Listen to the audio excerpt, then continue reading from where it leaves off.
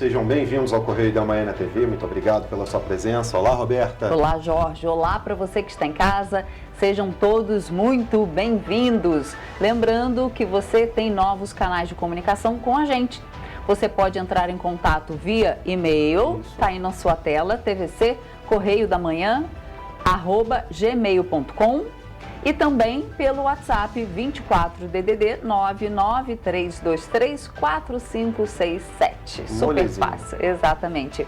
E olha só, gente, hoje o dia em Petrópolis amanheceu com céu azul e uma névoa, resultado da evaporação das águas da chuva de ontem, no fim da tarde. Olha aí na sua tela, hoje de manhã, como estava o céu em Petrópolis. Então vamos às notícias desta terça-feira, dia 15 de fevereiro. 6 anos após interdição, casa comprada pelo governo do estado e que abrigaria o UERJ em Petrópolis segue fechada. Correios adquirem frota de bicicletas elétricas para realizar entregas. Leilão que amplia a base do setor elétrico mostra energia solar como estrela.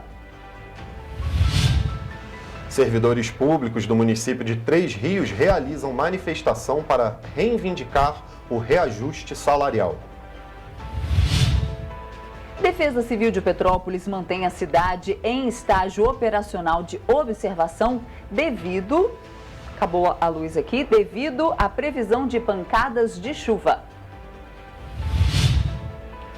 Homem que atropelou e matou uma mulher em Petrópolis no último domingo estava alcoolizado no momento do acidente.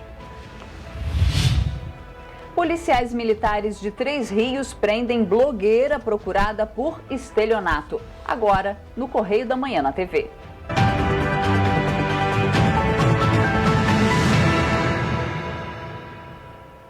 Começamos essa edição, como sempre, com os destaques do nosso jornal. Lembrando que você pode acessar o nosso jornal, a versão digital, né? Acessando o nosso site aí, ó, jornalcorreiodamanhã.com.br. Lá você pode se cadastrar para receber a versão digital aí em sua casa. Exatamente. Vamos à nossa primeira página, os destaques? Isso, na reta final, a regulamentação dos jogos de azar no Brasil.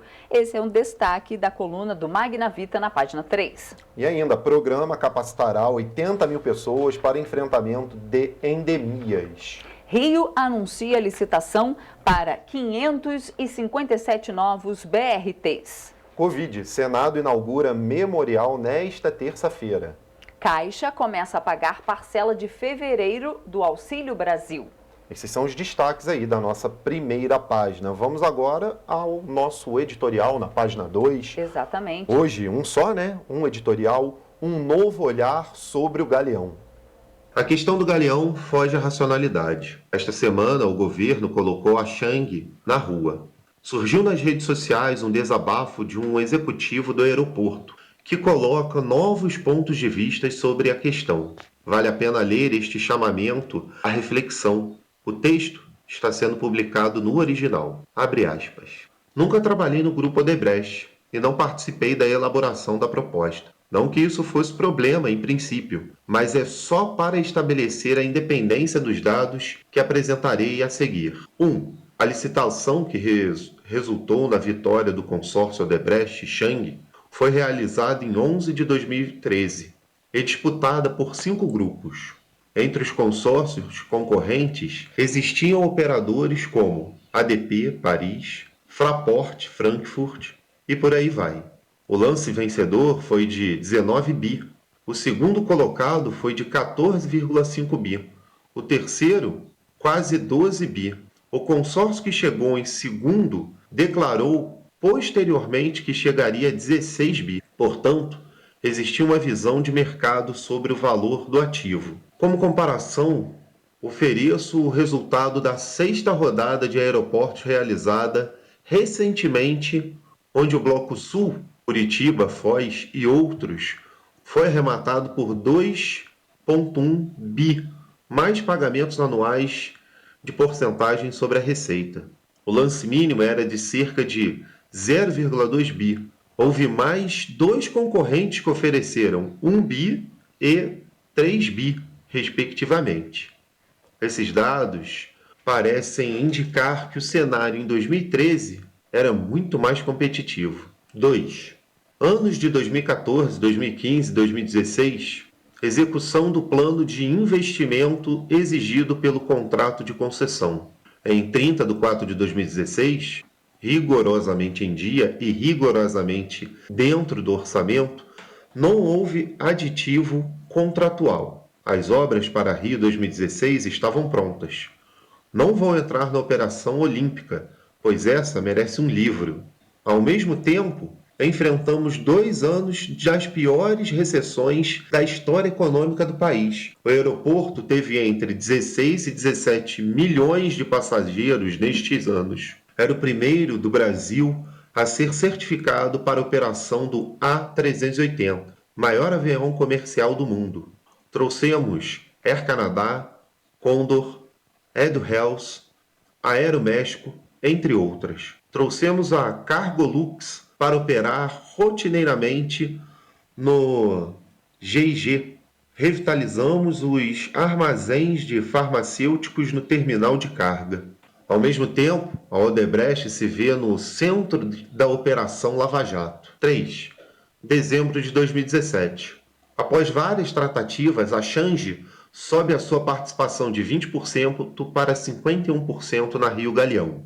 Nesse processo, injeta 2,2 bi na companhia para antecipar 2,5 anos de outorga e reprograma outros 2,5 anos. Tudo isso foi feito sem qualquer desconto sobre os valores devidos ao poder concedente. Naquele momento, a motivação da Change foi: ok, tivemos problemas, o país não cresceu, o sócio teve seus problemas, porém, somos investidores de longo prazo. O Rio e o país têm tremendo potencial e vamos cumprir o contrato.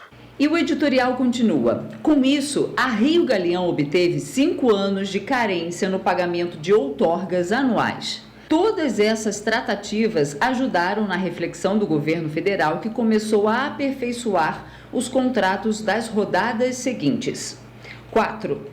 2018 e 2019. Seguimos trabalhando com afinco para desenvolver o aeroporto. Trouxemos 3 companhias low cost para o Brasil. Fomos o primeiro aeroporto do Brasil a obter o certificado Save Pharma da IATA e nos estabelecemos como referência nesse segmento de mercado. Por outro lado, o Brasil saiu da recessão, porém ainda cresceu cerca de 1% ao ano. 5. 2020 e 2021. Março de 2020, a pandemia atinge em cheio o Brasil e o mundo. Em março, operávamos 300 voos por dia. Em abril, 3 voos por dia para o Galeão somente. Não preciso entrar nos detalhes, mas está claro para todos no setor que os impactos da pandemia serão sentidos por décadas. O contrato de concessão é claro ao atribuir o risco de força maior ao governo. A pandemia é reconhecida como risco de força maior pelo Ministério da Infraestrutura. O contrato de concessão é claro ao estabelecer que a recomposição tem que ser completa e não ano a ano como a ANAC vem fazendo, sem qualquer previsibilidade.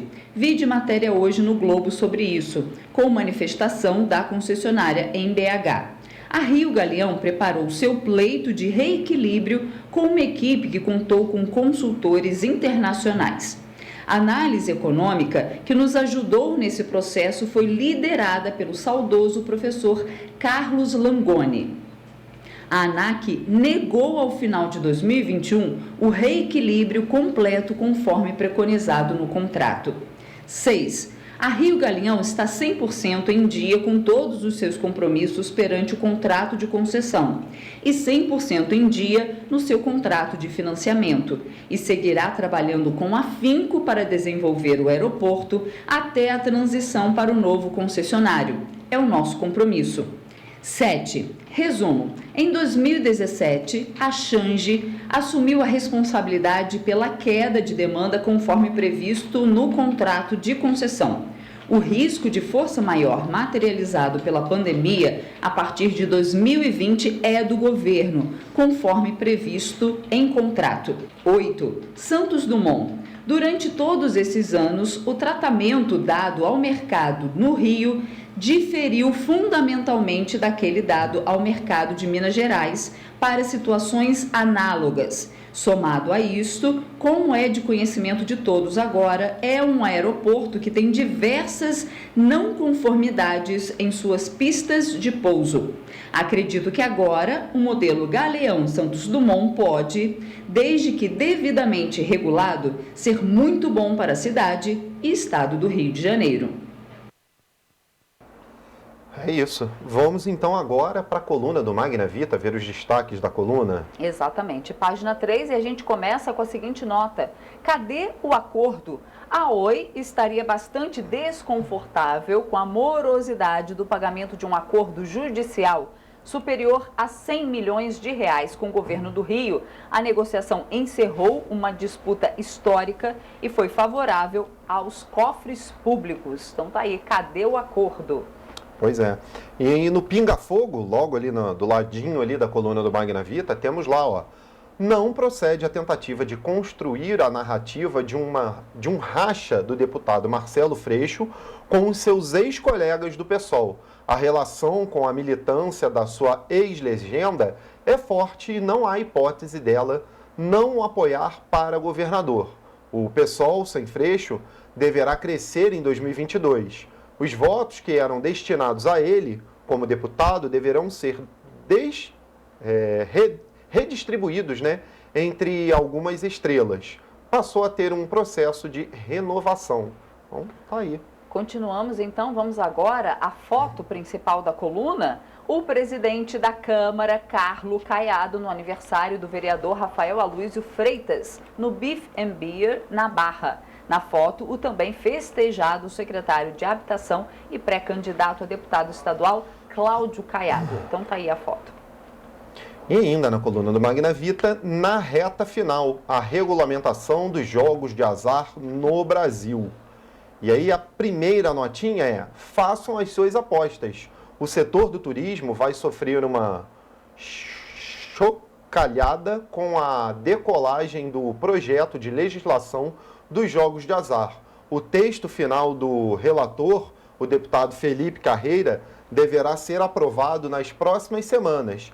A abertura dos cassinos nunca esteve tão perto e conta com o apoio do presidente da Câmara, Arthur Lira.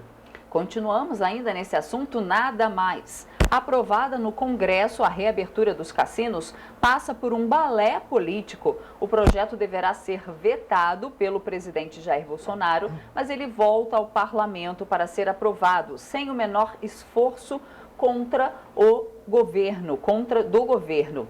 O veto evitará o desgaste do presidente Bolsonaro com uma ala mais conservadora do seu eleitorado. Apenas uma ínfima parte dos evangélicos são realmente contra. E ainda prossegue, ó. Aposte na zebra. O deputado Felipe Carreira foi eleito por Pernambuco e reside também no Rio, após o seu casamento com a atriz Amanda Richter. O pé nos dois estados cria oportunidade para o projeto avançar um pouco mais. Não causará surpresa se for incluído também a regulamentação do jogo criado pelo Barão Drummond para ajudar o Jardim Zoológico em 1892. A pressão no Recife, segundo o polo do jogo do bicho no Brasil. Acertando no milhar, uma curiosidade para os amantes do jogo de azar e do carnaval. O adiamento da festa para abril poderá trazer um cenário inusitado para os patronos das principais escolas de samba do Rio. Pela primeira vez, o desfile poderá ser realizado com o jogo do bicho legalizado e com os bicheiros saindo da clandestinidade. Com isso, as barreiras de compliance que impediam algumas empresas de patrocinar o carnaval podem cair e, com isso, turbinar os próximos. E a gente continua com a coluna do Cláudio Magna Vita. Ele é nosso. Chega para lá, Max. Do presidente em exercício do PP, o deputado Luizinho, em mensagem à coluna. Abre aspas. Marcelo Queiroz é dos nossos melhores quadros partidários. Nem eu, nem Dornelles concordaríamos com uma saída dele do partido. Assim sendo, não acredito que ocorrerá de maneira alguma, seja na nossa nominata de deputado federal ou de deputado estadual. Marcelo disputará em totais condições de se eleger, como não encontrará em qualquer outro partido. Então tá aí, ele é nosso. Chega para lá, Max. Campanha para melar licitação, ainda na coluna do Magna Vita. A vitória da Unimed Rio na licitação para operar o plano de saúde dos servidores do TJRJ desatou uma campanha suja para tentar melar o processo. Notas difamatórias começaram a pipocar contra as 3 primeiras colocadas no certame: Unimed Rio, Golden Cross e Union Life. Por coincidência, a única empresa poupada nas notas é a atual prestadora de serviços no TJRJ, a Amil, cuja sócia controladora já anunciou que vai vender a operação e deixar o país. Vale lembrar que, com a proposta vitoriosa da Unimed Rio, o TJRJ trará economia para os cofres públicos, em comparação com a proposta oferecida pela atual operadora.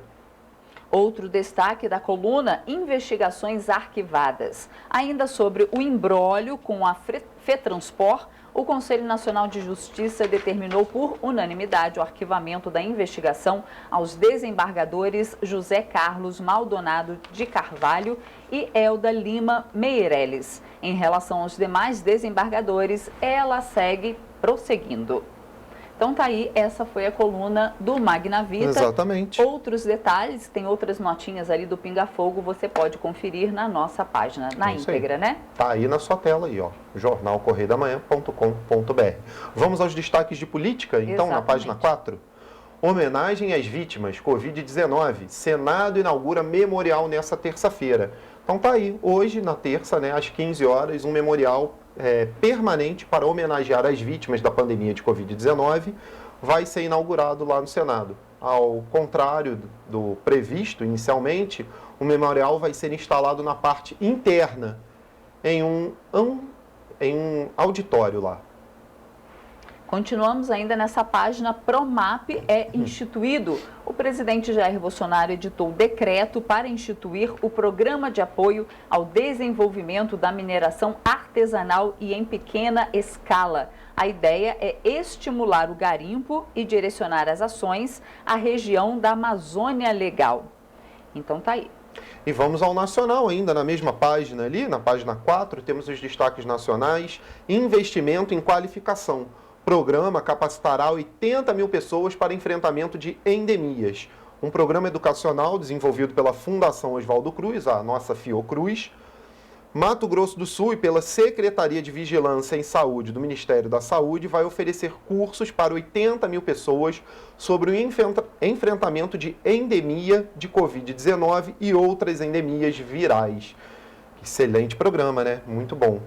Continuamos ainda. Governo federal conclui mais de 760 obras no país. Obras de infraestrutura turística realizadas em 2021 com apoio financeiro do governo federal por meio do Ministério do Turismo aprimoraram atrativos de cidades em todas as regiões do país. A partir de um investimento total de mais de 866 milhões de reais no último ano, 762 projetos foram concluídos. Entre eles estão melhorias de espaços de eventos, praças públicas, orlas, pavimentação asfáltica e construção de mirantes, entre várias outras intervenções. A gente poderia descobrir se aqui na cidade, né, em Petrópolis e na nossa área de cobertura, se teve, né, algum apoio do governo federal para melhorar esses atrativos, né? Eu acredito que eu não escutei falar nada. Também nada não sobre. Veio nada para a Serra Carioca. Pois é. Vamos agora aos destaques de economia, na nossa editoria de economia, na página 5. Consulta já está disponível. Isso se trata do novo site do BC, que já está no ar, né, para você fazer a consulta sobre o dinheiro, né, esquecido em bancos ou não. Então você pode acessar o site para conferir se esse dinheirinho está disponível. Um dinheiro já conferiu? Extra. Eu conferi, eu tenho. Tem? Eu tenho alguma coisa lá. Ó. Vou conferir. O problema é que você tem que fazer um cadastro no gov.br. E aí complicou um pouquinho, o aplicativo é meio lento, demora um pouco realmente a entrar, tá? Mas vale a pena, Mas né? vale a pena lá conferir. Ainda em economia, Caixa começa a pagar o Auxílio Brasil. Benefício de fevereiro não incluirá o auxílio gás, pois é bimestral. Então, a Caixa Econômica Federal começa a pagar nesta segunda-feira, ou seja, começou a pagar ontem, a parcela de fevereiro do Auxílio Brasil para os beneficiários com número de inscrição social, o NIS, final 1. O valor mínimo do benefício é de R$ 400. E as datas seguirão o modelo do antigo Bolsa Família. Vamos agora aos destaques da página do Rio, ver o que acontece por aqui no nosso estado e nas nossas cidades. Novos veículos a caminho. Prefeitura divulga no Diário Oficial licitação para adquirir 557 BRTs. Isso aí porque o Rio de Janeiro está com a administração lá do BRT Rio, né, com toda a frota sobre o guarda-chuva da Prefeitura. A Secretaria Municipal de Transporte publicou ontem, né, em Diário Oficial, o edital de licitação para a compra de novos veículos para a frota do BRT. O projeto, que faz parte da requalificação do sistema de BRT, né, prevê a aquisição desses 557 carros, possibilitando a substituição gradativa da frota antiga a partir do segundo semestre desse ano, durando até o fim de 2023. Ainda no Rio de Janeiro, o impacto da Omicron nas empresas. Número de funcionários infectados vem caindo a cada semana. Uma pesquisa feita pelo Fecomércio sobre o impacto da variante Omicron no comércio fluminense constatou queda de o vírus, né, as pessoas infectadas, né, o número de casos caiu de 60,5% em janeiro para 59,4% em fevereiro. Houve aí uma pequena queda, né? É isso aí. E olha, você pode receber a versão digital do Correio da Manhã se cadastrando no nosso site. Vai estar aí na sua tela, jornalcorreiodamanhã.com.br. Essas foram as notícias de hoje de destaque do Correio da Manhã. E você vai ver ainda no jornal de hoje. Servidores públicos do município de Três Rios realizam manifestação para reivindicar reajuste salarial. Correios adquirem frota de bicicletas elétricas para realizar entregas. E depois do intervalo, 6 anos após interdição, casa comprada pelo governo do estado e que abrigaria o UERJ em Petrópolis segue fechada. O Correio da Manhã volta já.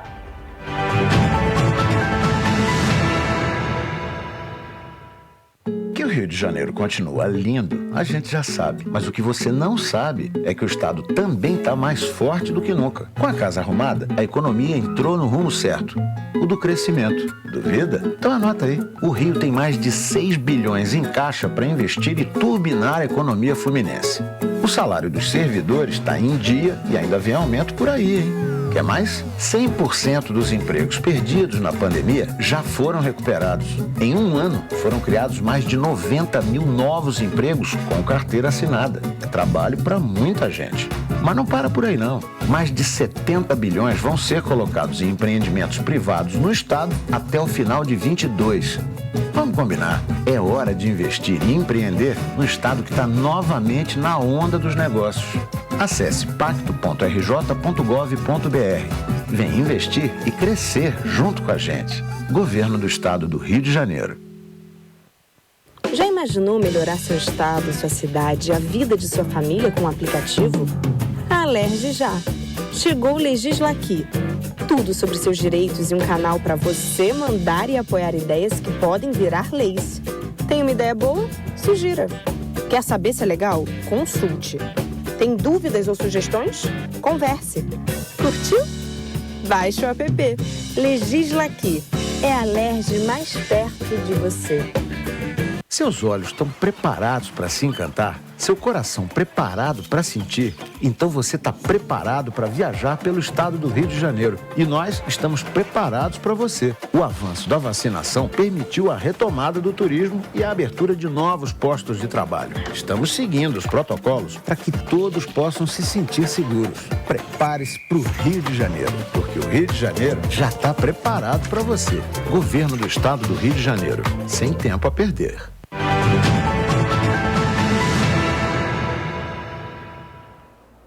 Estamos de volta. A Casa Barão do Rio Branco, comprada pelo governo do estado para abrigar a UERJ em Petrópolis, está abandonada desde 2016. Após ser interditada por problemas de infraestrutura, o prédio segue fechado. Quase 6 anos após a interdição do prédio, que foi destinado para sediar o curso de arquitetura da Universidade do Estado do Rio de Janeiro, a UERJ Petrópolis, o casarão continua inutilizado. Com a interdição do prédio, a prefeitura precisou alugar uma outra casa para que as aulas não fossem interrompidas. A casa, que é tombada, serviu de residência de veraneio ao chanceler Barão do Rio Branco e faz parte da história do Brasil. Nela, foi assinado o Tratado de Petrópolis, que determinou a transferência pela Bolívia ao Brasil do território do atual estado do Acre. A Casa Barão do Rio Branco foi adquirida em 2015 pelo governo do estado e em 2016 foi interditada pela Justiça, devido à falta de conservação na estrutura, que poderia trazer riscos a professores e alunos.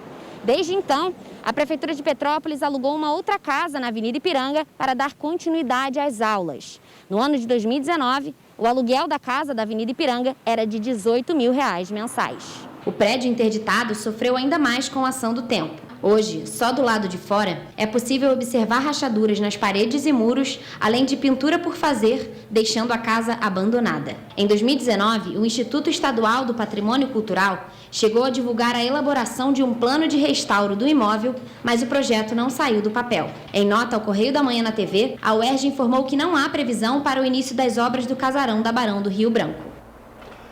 Os Correios concluíram a aquisição de 609 bicicletas híbridas que vão ser usadas para realizar entregas de cartas e encomendas em 11 estados. Ambientalmente corretas, as bicicletas diminuem o custo de entrega e agilizam a movimentação dos carteiros em grandes centros urbanos. Segundo informa a empresa em nota, a modernização da frota, além de melhorar as condições de trabalho dos carteiros, representa ganho de produtividade, maior qualidade das entregas e redução de custos. As bicicletas foram desenvolvidas dentro da própria empresa, como foco no trabalho dos entregadores. As bicicletas contam também com especificações técnicas desenvolvidas por engenheiros dos Correios, depois de testes pilotos. Por essa razão, priorizam materiais leves, resistentes, ergonômicos, tudo para garantir o bem-estar dos empregados que atuam na distribuição domiciliária, além de reduzir custos com manutenção e ampliar a disponibilidade do recurso, ressalta o diretor de operações dos Correios, Carlos Henrique de Luca Ribeiro. A nova frota se soma às 189 bicicletas que já estavam em circulação desde agosto de 2021.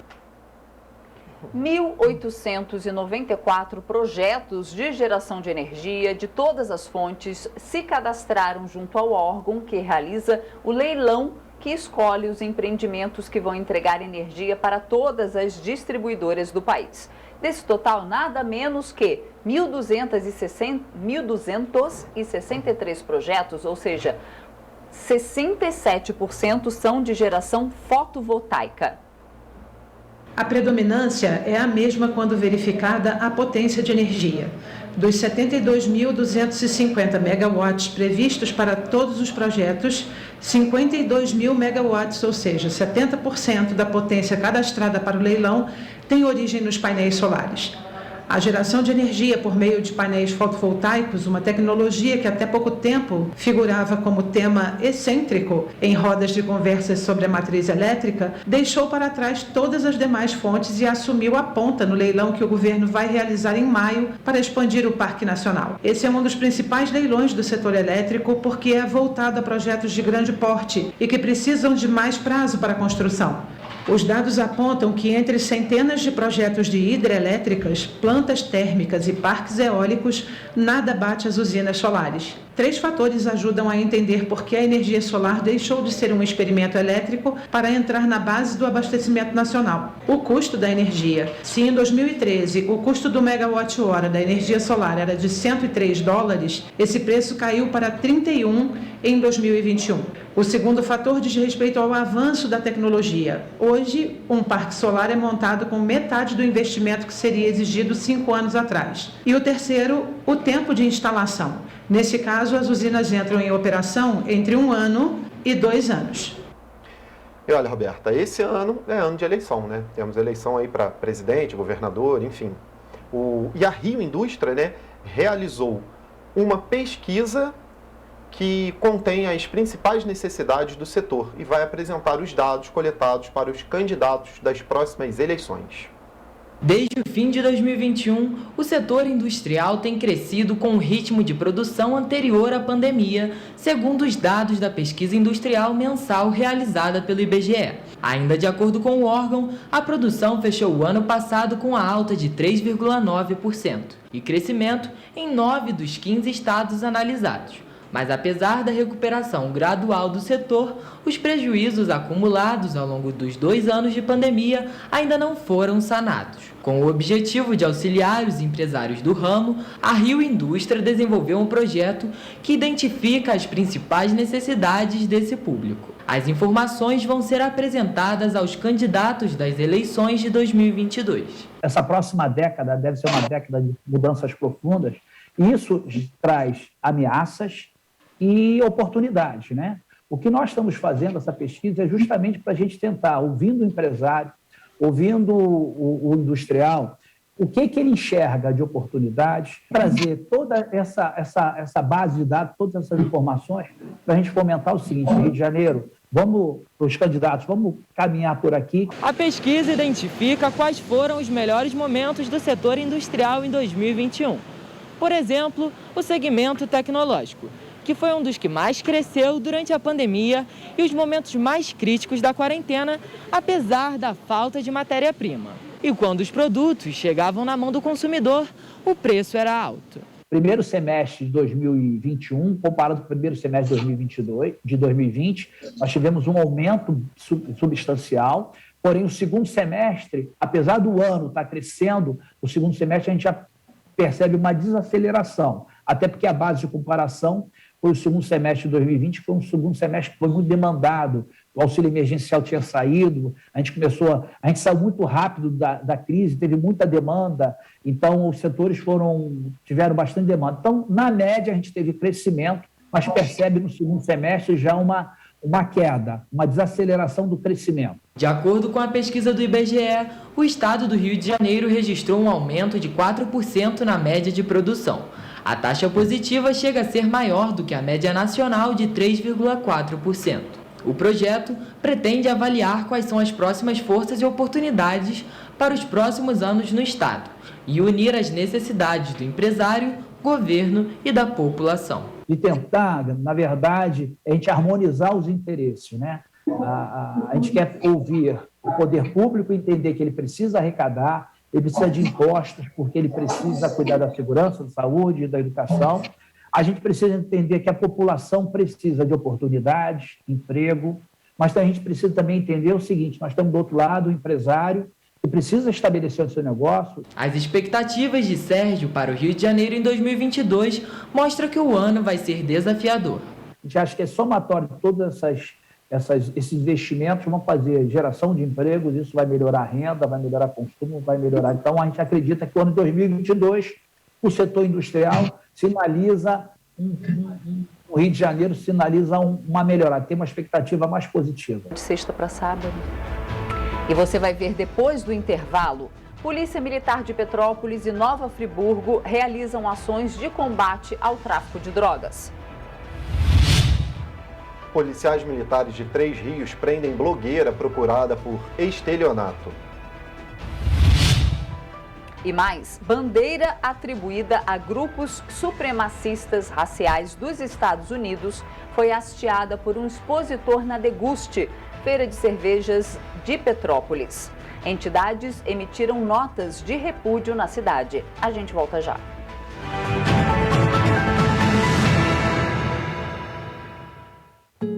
de Janeiro continua lindo, a gente já sabe. Mas o que você não sabe é que o estado também está mais forte do que nunca. Com a casa arrumada, a economia entrou no rumo certo, o do crescimento. Duvida? Então anota aí. O Rio tem mais de 6 bilhões em caixa para investir e turbinar a economia fluminense.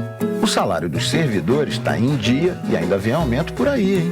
Quer mais? 100% dos empregos perdidos na pandemia já foram recuperados. Em um ano, foram criados mais de 90 mil novos empregos com carteira assinada. É trabalho para muita gente. Mas não para por aí, não. Mais de 70 bilhões vão ser colocados em empreendimentos privados no estado até o final de 22. Vamos combinar. É hora de investir e empreender no estado que está novamente na onda dos negócios. Acesse pacto.rj.gov.br. Vem investir e crescer junto com a gente. Governo do Estado do Rio de Janeiro. Já imaginou melhorar seu estado, sua cidade e a vida de sua família com um aplicativo? A Alerj já. Chegou o Legisla Aqui. Tudo sobre seus direitos e um canal para você mandar e apoiar ideias que podem virar leis. Tem uma ideia boa? Sugira. Quer saber se é legal? Consulte. Tem dúvidas ou sugestões? Converse. Curtiu? Baixe o app. Legisla Aqui. É a Alerj mais perto de você. Seus olhos estão preparados para se encantar? Seu coração preparado para sentir? Então você está preparado para viajar pelo estado do Rio de Janeiro. E nós estamos preparados para você. O avanço da vacinação permitiu a retomada do turismo e a abertura de novos postos de trabalho. Estamos seguindo os protocolos para que todos possam se sentir seguros. Prepare-se para o Rio de Janeiro, porque o Rio de Janeiro já está preparado para você. Governo do Estado do Rio de Janeiro. Sem tempo a perder.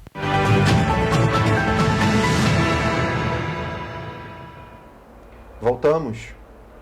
Servidores públicos do município de Três Rios realizaram nesta segunda-feira uma manifestação para reivindicar o reajuste e a recomposição salarial, manutenção do piso do magistério e valorização dos servidores. Os servidores públicos do município de Três Rios foram às ruas reivindicar o reajuste e a recomposição salarial digna, manutenção do piso do magistério e a valorização dos servidores.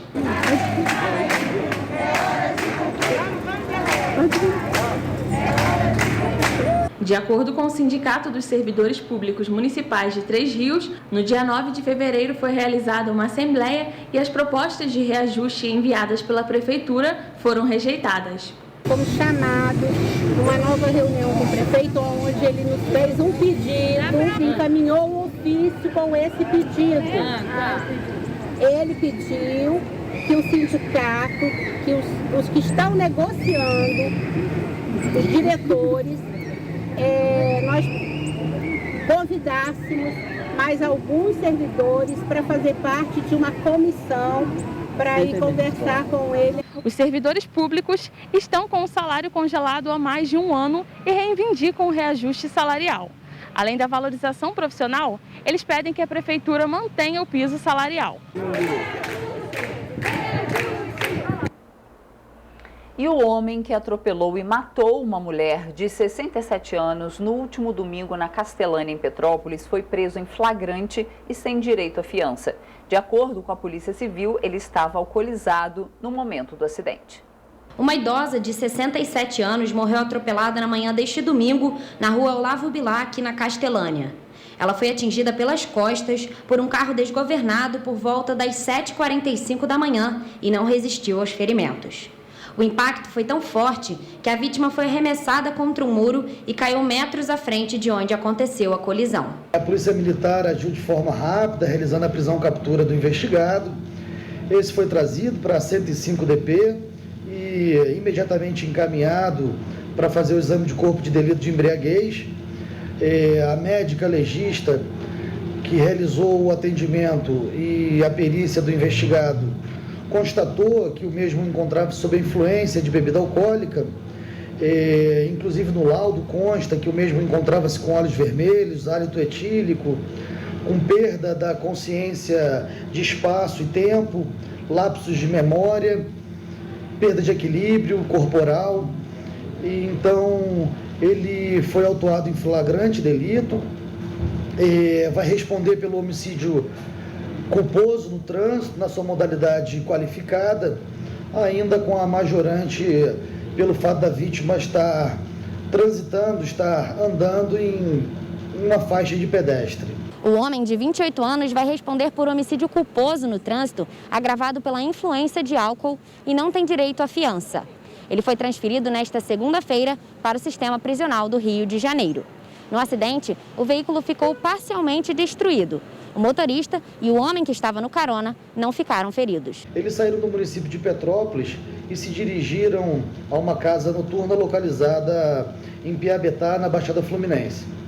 Permaneceram ao longo de toda a madrugada fazendo consumo de bebida alcoólica e por volta de 5h30, 6 horas da manhã, eles retornaram ao município de Petrópolis e, já próximas às suas respectivas residências, o investigado cochilou ao volante e, em nítido efeito do que a gente chama da terceira fase da embriaguez, a chamada fase comatosa, aquela fase de intensa sonolência, ele cochilou, atravessou a contramão, a pista contrária, vindo atingir a vítima de 57 anos pelas costas, sem que essa tenha a mínima condição de desviar do veículo. O atropelamento foi flagrado por câmeras de segurança. Após o impacto, os dois ocupantes saem do automóvel para checar o estado da vítima, que aparentava já estar morta. O Corpo de Bombeiros e a Polícia Militar foram acionados por populares. E olha, a bandeira dos Estados Confederados, um símbolo associado a grupos supremacistas racistas dos Estados Unidos, foi hasteada por um expositor na Deguste, feira de cervejas de Petrópolis. O caso aconteceu na última sexta-feira e gerou polêmica. A bandeira dos Estados Confederados foi usada pelos estados do sul dos Estados Unidos na Guerra de Secessão entre 1861 e 1865.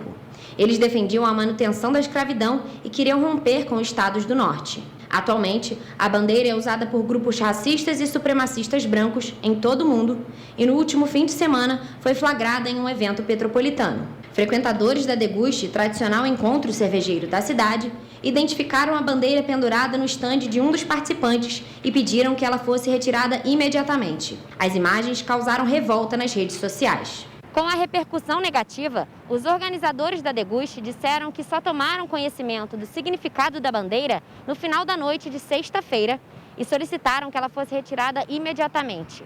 Além disso, a organização informou que o expositor que participava pela primeira vez do evento foi banido da feira cervejeira. Entidades do movimento negro de Petrópolis e o prefeito Rubens Bontempo se manifestaram por meio das redes sociais com notas de repúdio.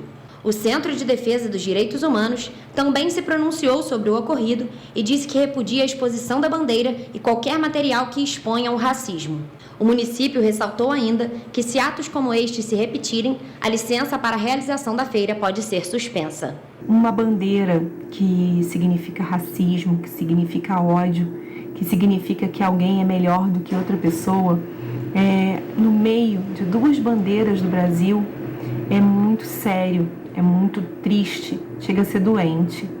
E a gente precisa repudiar, impedir que isso continue acontecendo e fazer com que as pessoas não consigam perceber isso de maneira normal.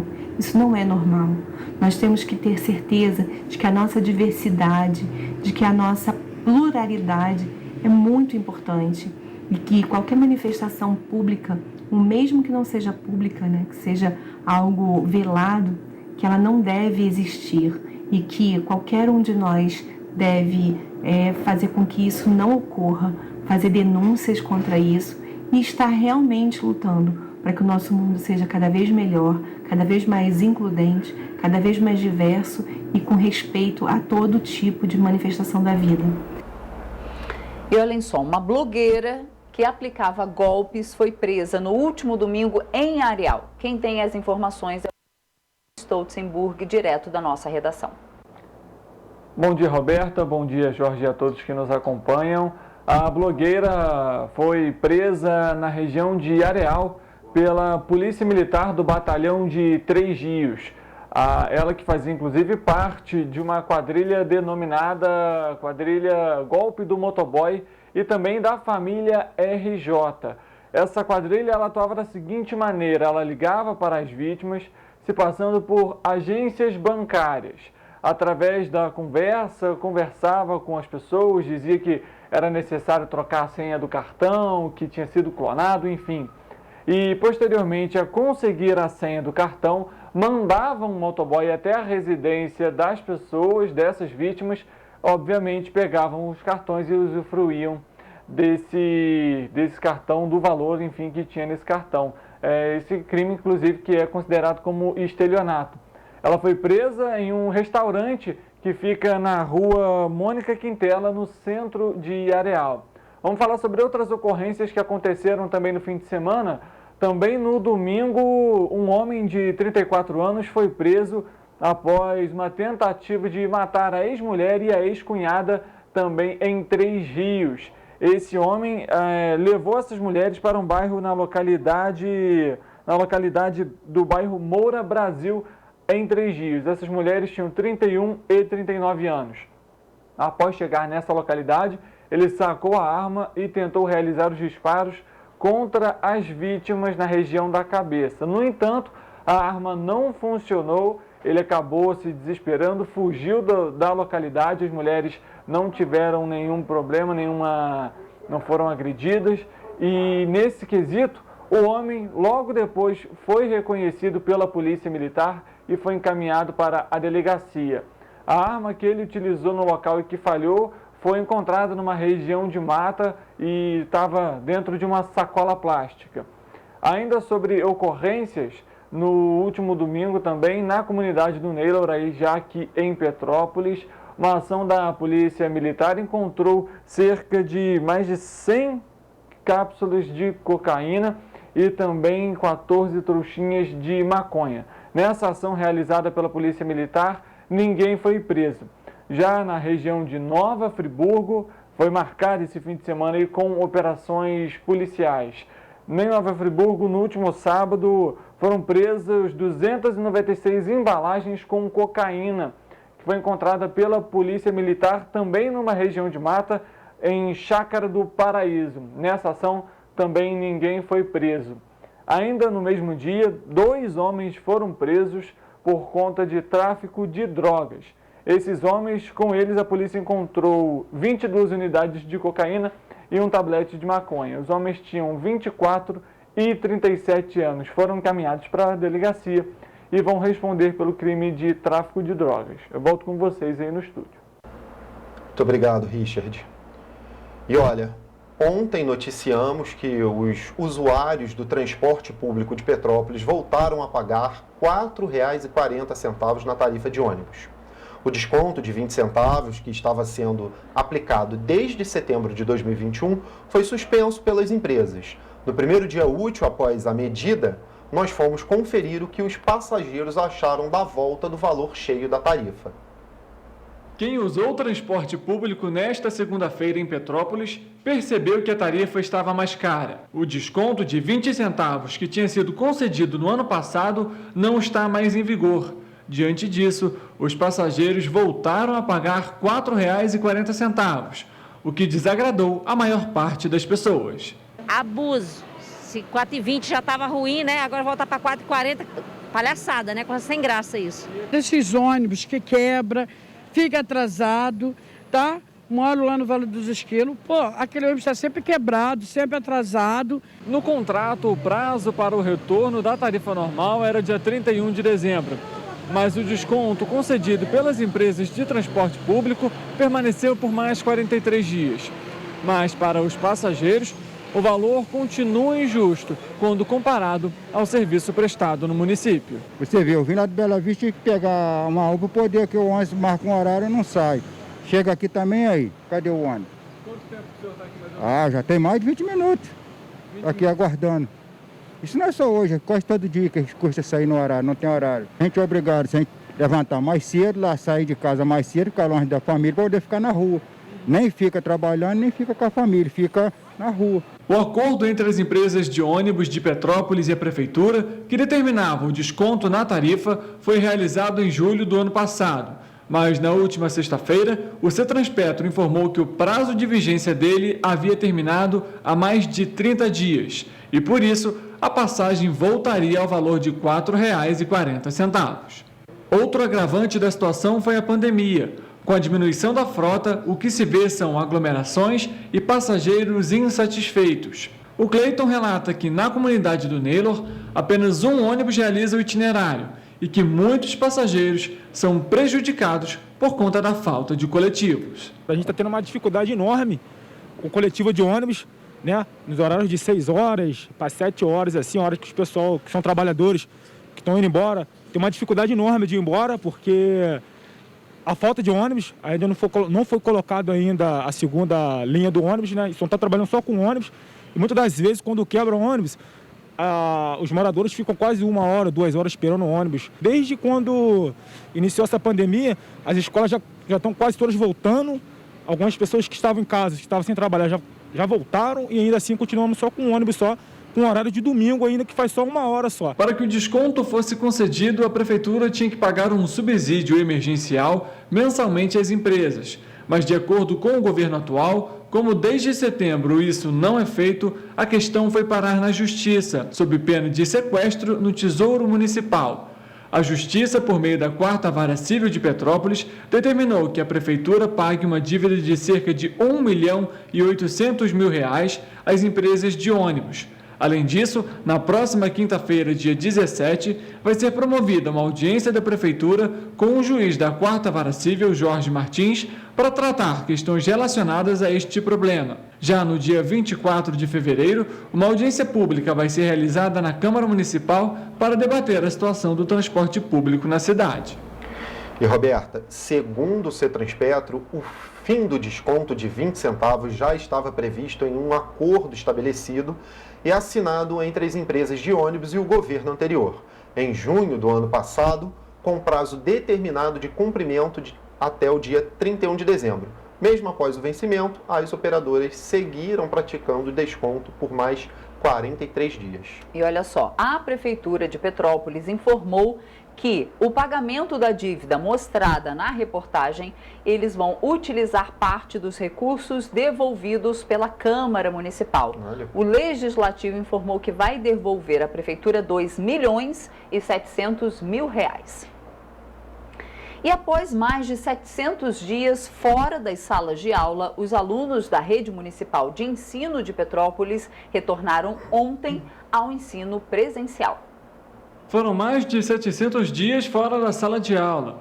Nesta segunda-feira, os alunos puderam novamente colocar o uniforme e ajustar.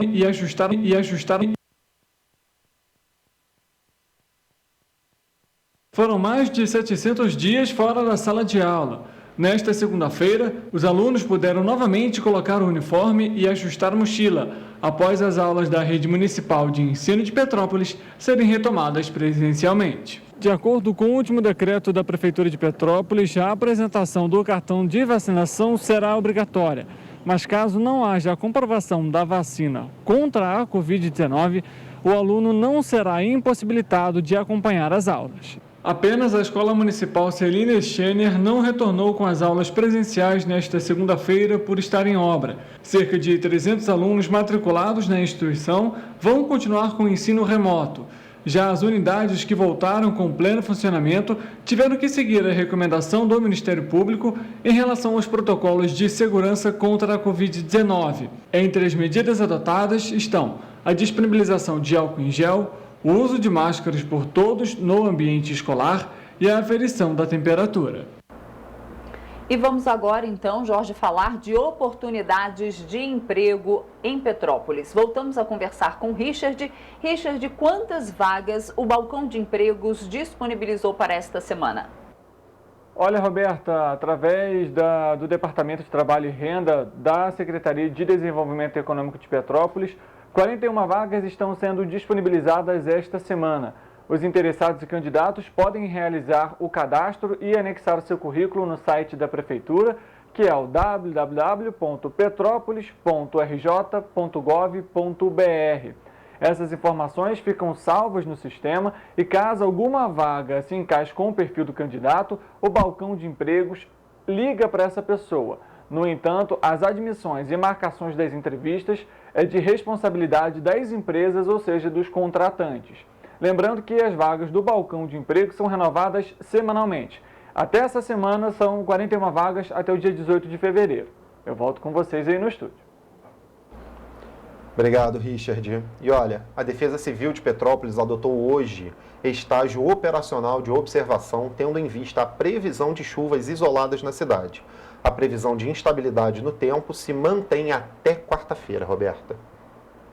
Com a ausência de registro de chuva significativa na cidade de Petrópolis e com a redução dos acumulados pluviométricos nas últimas 24 horas, a Secretaria de Defesa Civil retornou a cidade para o estágio operacional de observação. No entanto, o monitoramento segue de forma contínua, tendo em vista a previsão de áreas de instabilidade no tempo em decorrência do deslocamento de uma frente fria no oceano que pode provocar nebulosidade no município. Nessas condições, podem ocorrer pancadas de chuva, principalmente na parte da noite.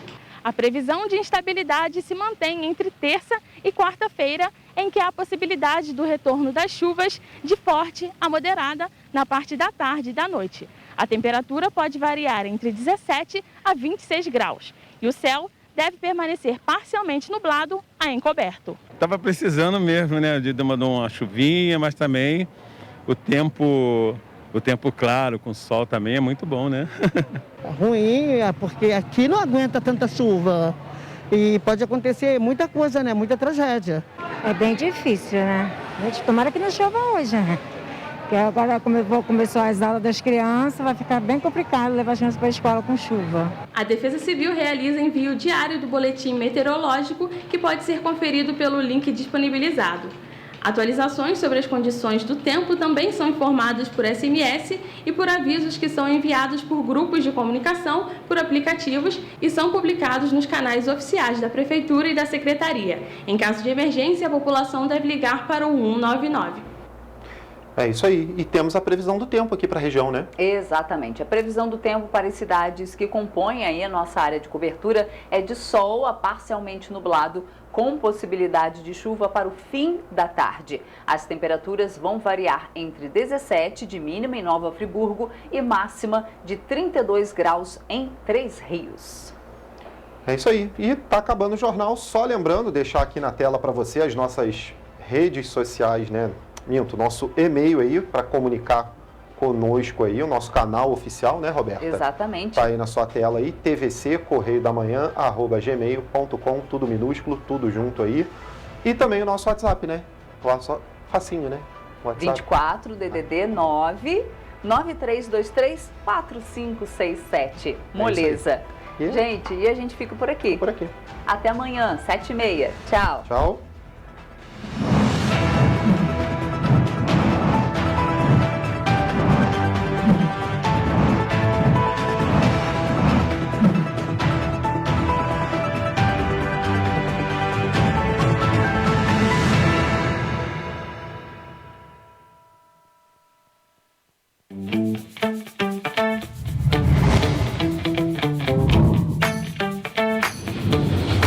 TVC, a TV do Correio da Manhã.